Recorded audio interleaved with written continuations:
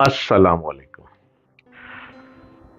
कम सोया करें और कम खाया करें। अगर तो कुछ बनने का मूड है और अगर आप स्टूडेंट हैं तो स्टडी में बहुत टॉप करना है तो भी आप कम खाएं और कम सोएं।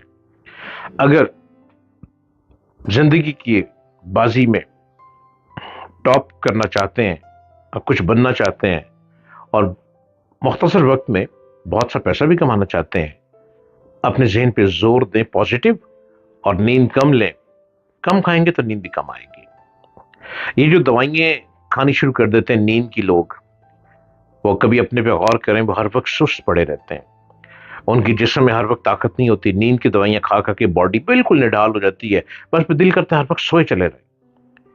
मेरे चैनल को सब्सक्राइब कीजिए, डॉक्टर जलील असलम ऑफिशियल, और मैं हर रोज नित नई गुफ्तगू के साथ आपके पास आ रहा हूं। हर रोज नई बातें करता हूं आपके साथ। नींद की दवाइयां आपको बर्बादी में ले जाती हैं, बीमारी में ले जाती हैं, आपको सुस्त कर देती हैं, आपको बिल्कुल नाअहल कर देती हैं, जाहिल कर देती हैं, दिमाग आपका खाली कर देती हैं और ये दवाइयां आपको बेकार कर देती हैं। डॉक्टर तो बेचारे मजबूरन तजवीज करते हैं ना डॉक्टर, क्योंकि आप कहते हैं मुझे दवाई दो, डॉक्टर लिख देते हैं। अब डॉक्टर जो दवाई दे रहे हैं वो पिल्स दे रहे हैं, इंसोम्निया के लिए दे रहे हैं, तो कम खुराक वाली सोने वाली गोलियां तजवीज करते हैं जिससे उन्हें वक्ती फायदा होता है। लेकिन इन दवाओं से नींद ना आने की बुनियादी मसले को हल करने में कोई मदद नहीं मिलती।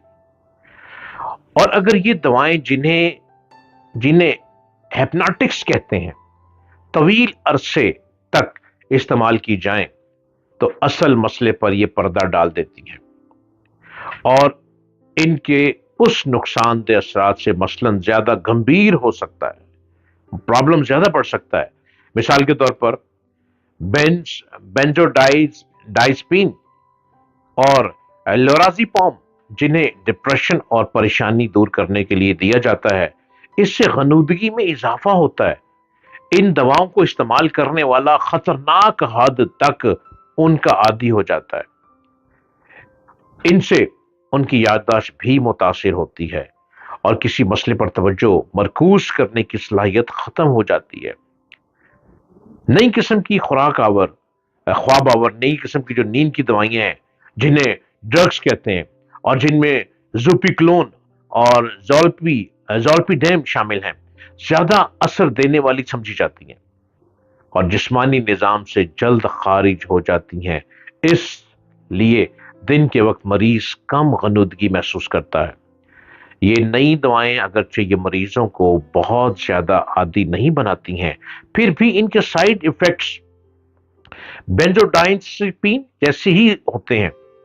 इस सिलसिले में याद रखने की बात यह है कि हिप्नोटिक्स दवाओं को अगर नागजीर जरूरत के तहत इस्तेमाल करना हो तो इन्हें मुख्तसर अरसे के लिए या वक्फे से इस्तेमाल करना चाहिए और दवाओं का इस्तेमाल अपनी मर्जी से नहीं बल्कि डॉक्टर की हदायत और निगरानी में करना चाहिए।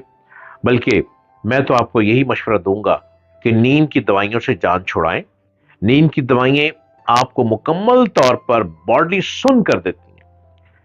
नींद की दवाइयां बहुत क्रॉनिक प्रॉब्लम में ली जा सकती हैं। आप किसी मर्ज में मुब्तला हैं, आप चीख रहे हैं, तड़प रहे हैं और डॉक्टर फिर आपको मजबूरन नींद की दवाई रिकमेंड करते हैं, वो उस टाइम पे वो चीज बेहतर है।